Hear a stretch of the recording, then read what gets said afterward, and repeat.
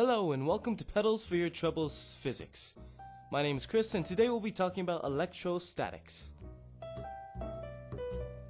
As usual, feel free to pause the video at any time to try out answering things on your own. Let's get into it. The figure shows 3-point charges that lie along the x-axis in a vacuum. Determine the magnitude and direction of the net electrostatic force on Q1, on Q2, and on Q3. So let's draw the figure. Here's Q2, here's Q1, and here's Q3. The distance between Q1 and Q3 is 0.15 meters. Q2 and Q1, 0.20 meters. Q2 is negative. We'll also be looking for the forces acting upon it, which are Q3 and Q1. For Q1, the forces acting upon it are Q2 and Q3.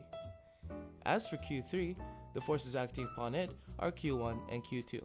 We'll be looking for these forces.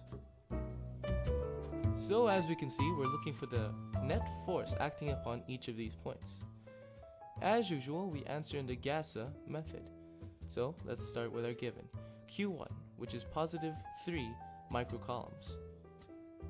We can also convert this to a coulomb by adding the times 10 to the power of negative 6. We will do this for Q2 and Q3 as well. Q2 is negative 4 microcoulombs.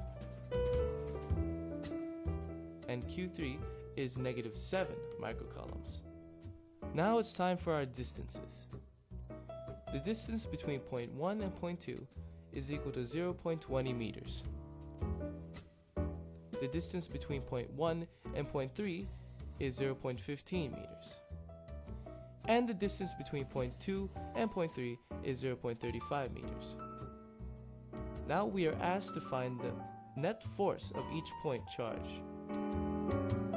F on 1, F on point 2, and F on point 3. Now let's start with our solution. Fe is equal to K times the absolute value of QA times QB over R squared. Now this is the formula we will use to find the net force on each of the points. K is actually a constant, Coulomb's constant. Electrostatics is actually very much based on Coulomb's law, which we are using to create this formula. K is 9 times 10 to the power of 9 n times m squared over c squared. Now as for the force of point 1 due to point 2, we can insert our variables here. K is 9 times 10 to the power of 9, while QA is positive 3 and QB is negative 4. R will become 0.20 meters squared.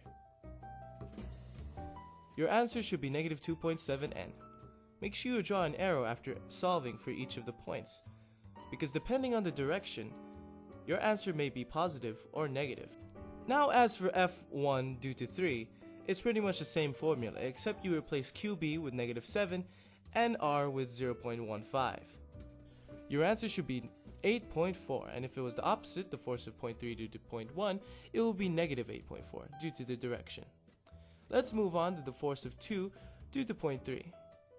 K is 9 times 10 to the power of 9 times negative 4 times 10 to the power of negative 6 multiplied by negative 7 times 10 to the power of negative 6 over 0.35 m squared. So now what you do to get the answer is that you add the results for each point. Each point should have 2 answers. So adding them will give you an answer either negative or positive. Negative meaning it will go left, and positive meaning it will go right. So the answer for point 1 is positive 5.7 n going to the right. For point 2, it's positive 0.6 n going to the right as well. Now for point 3, it's negative 6.3 n going to the left.